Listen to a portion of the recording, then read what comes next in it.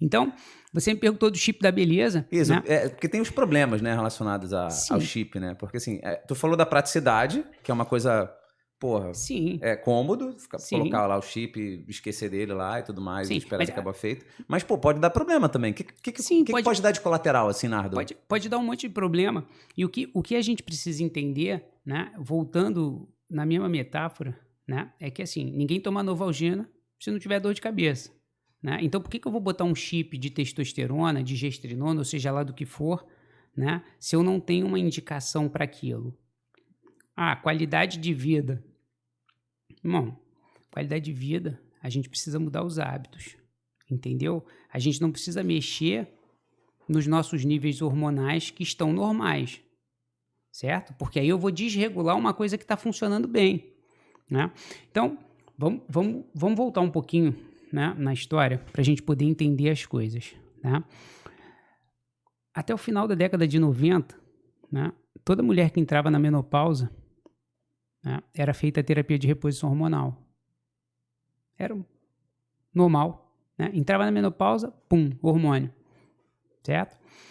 E aí no final da década de 90 saiu um estudo, né, que mostrou, né, que o uso da reposição hormonal aumentava risco, né, de câncer, de infarto, de AVC, né? Então, a gente passou a ver quem se beneficiaria e quem não se beneficiaria.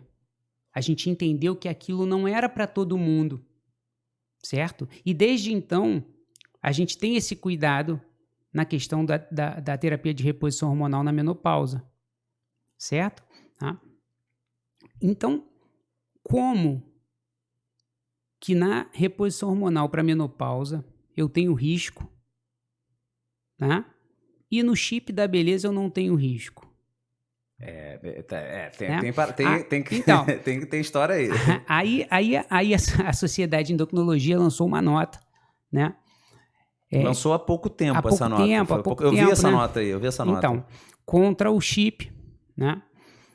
E aí alguns médicos vieram à rede social, né, contestar a nota, né, mostrando alguns artigos, né, que não havia risco do uso do hormônio. Aí, assim, uns amigos me mandaram o vídeo, né, assim, logicamente, me sacaneando, né, e aí eu fui passo a passo, né, pegando os artigos que o cara tinha usado de base, né. Eu sou tinhoso também, eu faria a mesma coisa. Então, assim, coincidentemente, né, os artigos que ele usou, todos, né, são de pessoas ligadas aos fabricantes do chip. Foi só uma coincidência. Foi né? só uma coincidência. Não tinha conflito de interesse na parada, não. Então, pior que tinha conflito de interesse. Claro, só tinha, só que né? assim, mas estava escrito no... Eles colocam, porque é obrigado a colocar lá embaixo, se você for financiado. Né? Então, assim, eles colocaram o conflito de interesse, né? Mas a questão é, né? O cara que estava botando o vídeo na rede social, certo? Pô, vendia um curso, né? De aplicação de chip, pô. Não, aí é conflito master de interesse. Né? Entendeu? Né? E ele defendendo, ele e outras pessoas que também usam, certo? E aí, assim, eu fui pesquisar, né? Porque só isso, só eu negar aquilo ali não é o suficiente, né? Eu não posso falar mal só, né?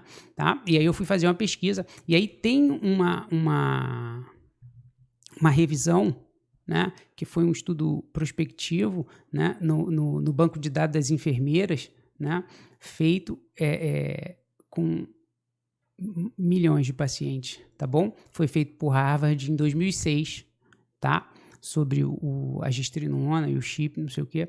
Ali mostra aumento de risco de câncer, aumento de AVC, aumento de risco de infarto, tá certo? Então, assim, o que a gente precisa entender? É porque dá uma, assim, a nível de exame de sangue, dá uma piorada ali em marcador de colesterol dá uma... o LDL dá uma subida, da HDL vai lá para baixo. É um efeito colateral dos androgênios, né? Assim, o aumento do LDL colesterol, a diminuição do HDL, né? E com isso, você aumenta o risco cardiovascular, certo? Assim, por quê? O LDL é uma partícula de colesterol que ele vai pegar o colesterol lá no fígado e vai trazer para a periferia.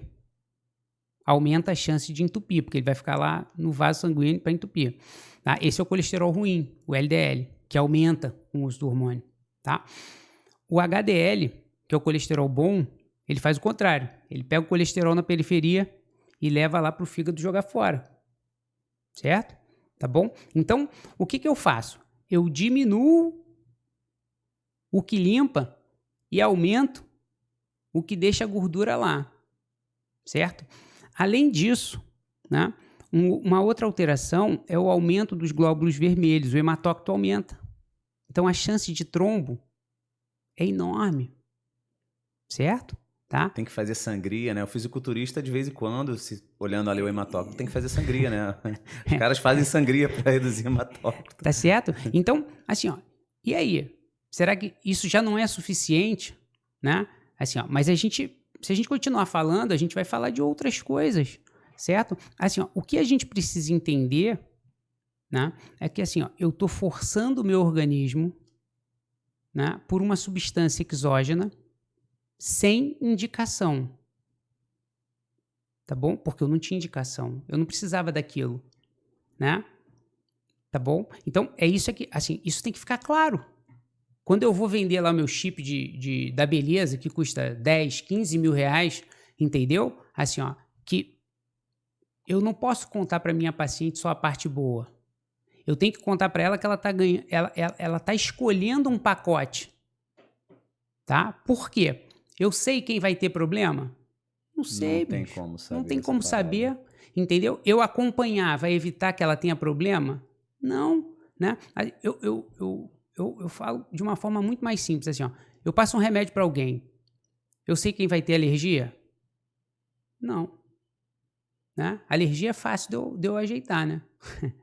Entendeu? Assim, ó. Só que o chip tá lá, vai ficar, tá lá. Entendeu? Então, e aí, por exemplo, queda de cabelo, Nardo. Pode dar queda de cabelo? Pode dar queda de cabelo, porque na verdade a queda de cabelo ela é secundária, né? Assim, a dihidrotesto, tá? Que é a conversão periférica da testosterona, né? Pela 5-alfa-redutase em dihidrotestosterona. A dihidrotestosterona é responsável pela pilificação do corpo, tá? E pela queda de cabelo, né? O hormônio que está ligado a isso aí. É o tal do DHT, né? DHT. Isso aí, dihidrotestosterona, né? Então, assim, ó, você vê que a maioria dos homens que são calvos, né? Eles são peludos.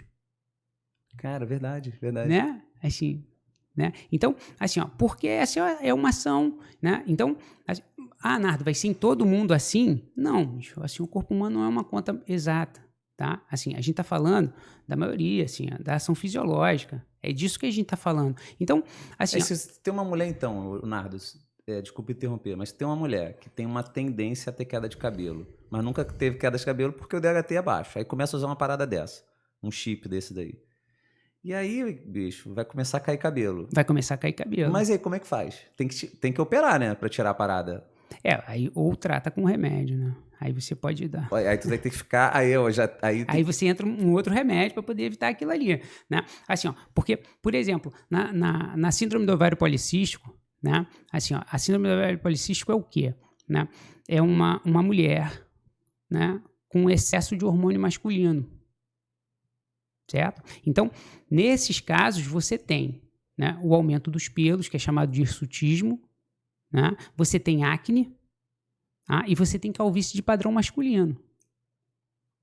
Tá bom? Além de ter outras questões, certo? Algumas desenvolvem resistência à insulina, né? Exatamente. Obesidade, resistência insulínica, isso tudo faz parte da síndrome. A síndrome é uma questão com vários sinais e sintomas, tá? Então, assim, ó, tudo isso, né? Assim, ó, a gente precisa lembrar. Por quê? Porque é isso que eu estou fazendo quando eu estou botando esse chip. Eu estou fazendo um hiperandrogenismo.